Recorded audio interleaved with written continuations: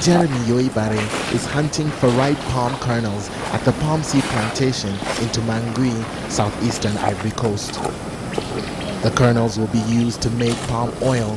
Ivory Coast is Africa's top producer with an output of about 390,000 tons per year. It's a job he's been doing for several years, ever since he came here from neighboring Burkina Faso looking for work.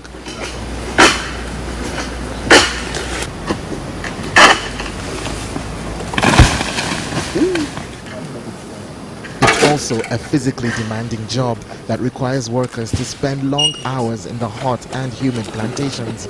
But Yoibare says it's worth it for those who can take the heat.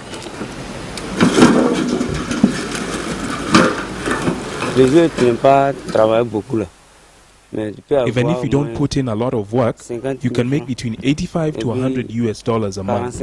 If you work really hard, you can make $200 to $300 per month. Ivory Coast palm plantations create tens of thousands of jobs across the country, but are criticized for damaging the environment. Large-scale plantations are a primary reason for deforestation in the region.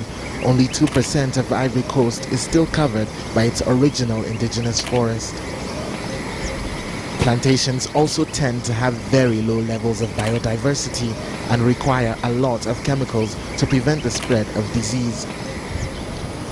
Sania, Ivory Coast's largest oil refinery, is trying to change the environmental perceptions about palm oil. Instead of expanding their plantations, which causes more deforestation, they replace the current trees every 25 years. Ibo Yaya, who oversees planting and care for new trees, says they recycle most of their waste material. We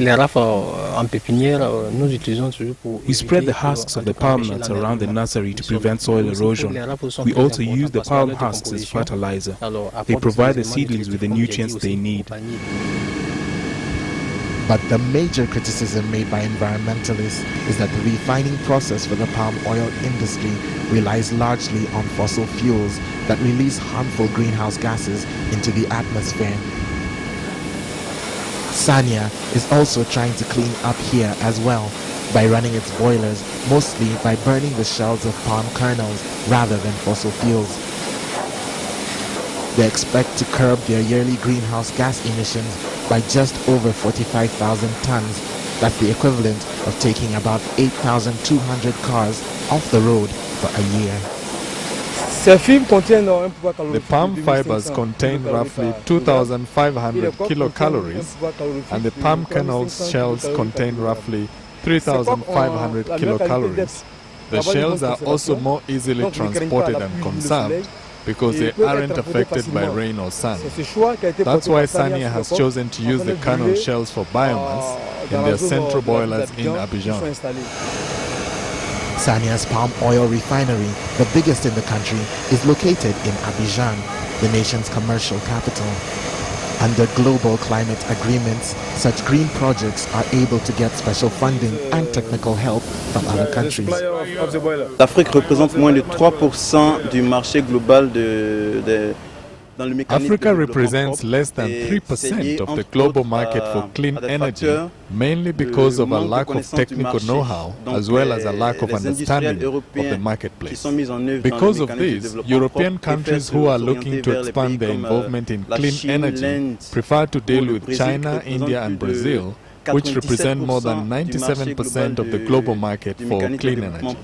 La chaudière biomasse nous permettra de pouvoir produire de la vapeur.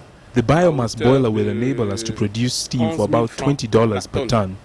Before, with natural gas, we were paying $40 per ton. So for us, we are saving money. Changing to a greener energy is also helping us cut our production costs and become more competitive in the marketplace. Construction on the new boiler is still in progress, but the plants will be ready for commission in November. It's a complicated and expensive process, but ultimately it's a win-win for Ivory Coast, which keeps a lucrative industry alive while protecting the environment for future generations.